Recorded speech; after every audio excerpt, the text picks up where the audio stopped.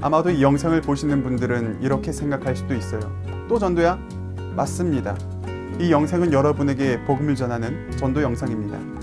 그런데 전도를 당하는 여러분은 한 번쯤 이런 생각이 날 수도 있을 것 같아요. 그런데 예수는 왜 죽은 거야? 아주 합리적인 의문입니다. 예수는 왜 죽었을까요? 그리고 예수가 죽은 게 나랑 무슨 상관일까요? 이 이야기를 풀어내기 위해서는 한 가지 전제 조건을 이해하셔야 돼요. 바로 죄와 죽음에 관한 이야기죠. 많은 사람들은 죄에 대해서 이렇게 생각하실 거예요. 법을 어기는 행동이 죄라고 생각하시겠죠. 좀 더 폭넓게 생각하면 남에게 피해를 끼치는 모든 행동을 죄라고 할 수 있어요. 자, 그렇다면 성경은 무엇을 죄라고 말할까요? 성경이 말하는 죄는 굉장히 간단하게 설명할 수 있어요. 하나님이 없는 모든 행동이 죄가 될 수 있어요. 교회를 다니지 않는 사람도 선악과에 대해서는 한 번쯤 들어보셨을 거예요. 선악과란 선악을 알게 하는 나무의 열매를 말해요.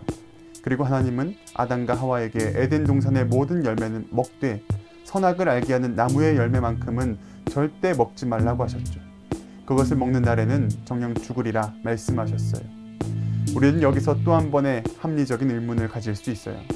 하나님이 애초에 선악과를 만들지 않았으면 아담과 하와가 죄를 안 지었겠네. 맞아요. 그럴 수도 있어요.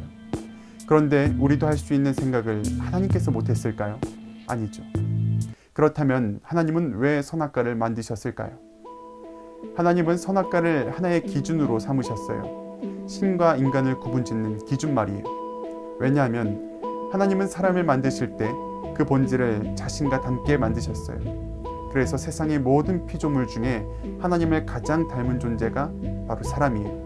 문제는 영혼의 본질이 너무나도 닮았다는 거예요. 자칫하다가는 사람이 하나님처럼 행동할 경우가 생기는 거죠. 그래서 선악과를 만드셨어요. 이것은 하나의 질서예요. 이 질서를 지키는 동안 사람은 온전히 사람으로 남아있을 수 있어요. 하나님의 말씀을 듣는 존재가 되는 거죠. 하지만 결국 아담과 하와는 선악과를 먹었어요. 그 이유가 성경에 나와요. 창세기 3장 5절에 뱀이 이렇게 하와를 유혹해요. 너희가 그것을 먹는 날에는 너희 눈이 밝아져 하나님과 같이 되어 선악을 알 줄 하나님이 아십니다. 선악과를 먹으면 하나님처럼 될 수 있다는 거예요. 선악과의 효능은 선과 악을 구별하는 지식을 얻게 되는 거죠. 그리고 고대 근동에서는 선악에 관련된 지식은 오직 신만 소유할 수 있는 고유 지식이었어요.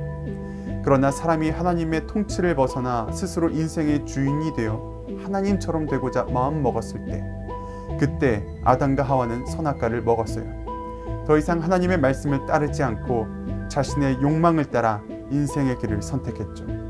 그리고 성경은 이것을 최초의 죄로서 기록하고 있어요. 그리고 성경은 죄의 결말이 사망이라고 분명하게 말하고 있어요. 육신의 죽음을 넘어 영원한 영혼의 형벌을 받아야 하는 거죠. 그러나 하나님은 죄를 지은 우리 인간들을 너무나도 사랑하셨어요.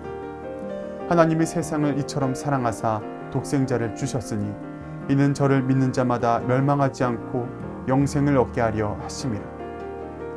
하나님을 거부한 우리에게는 아직 집행되지 않은 죄의 형벌이 남아있어요. 그러나 하나님은 그 형벌을 미리 해결하셨어요. 자신의 유일한 아들 예수 그리스도를 통하여 그 죄의 형벌을 대신 받게 하신 거죠. 그래서 예수님께서 십자가에 달려 죽으신 거예요. 그리고 중요한 사실은 예수님께서 3일 만에 다시 살아나셨다는 거죠. 우리는 이것을 부활이라고 말해요. 새로운 생명으로 다시 살아나신 거예요. 예수님의 십자가 사건이 우리에게 의미하는 바는 다음과 같아요. 과거 죄인이었던 우리 역시 예수님과 함께 십자가에서 죽었어요. 그리고 부활하신 예수님과 함께 새로운 생명을 얻어 다시 살아나는 거죠.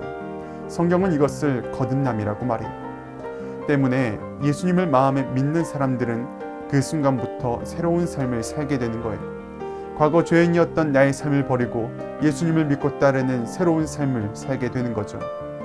이것은 단순히 예수 믿고 천국 갑시다 라는 이 짧은 말로 설명할 수 없는 하나님 나라의 복음이에요. 예수님을 믿는다는 것은 내가 다시 하나님의 통치를 받는 삶으로 돌아가겠다는 고백이에요. 반드시 성경을 통하여 하나님의 말씀을 확인해야 하고 그 말씀에 순종하는 삶을 살아야 하는 거죠. 이것은 우리가 살아왔던 것과 전혀 다른 새로운 삶의 방식이에요. 그리고 분명한 것은 이 새로운 삶의 방식이 우리를 더 나은 길로 인도한다는 거죠. 세상에 썩어 없어질 상대적인 가치들을 뒤로하고 하나님 나라의 영원하고 변하지 않을 고귀한 가치가 여러분을 기다리고 있습니다. 더 이상 여러분의 삶을 세상의 탐욕과 음행과 분쟁과 투기, 방탕함에 맡기지 마십시오.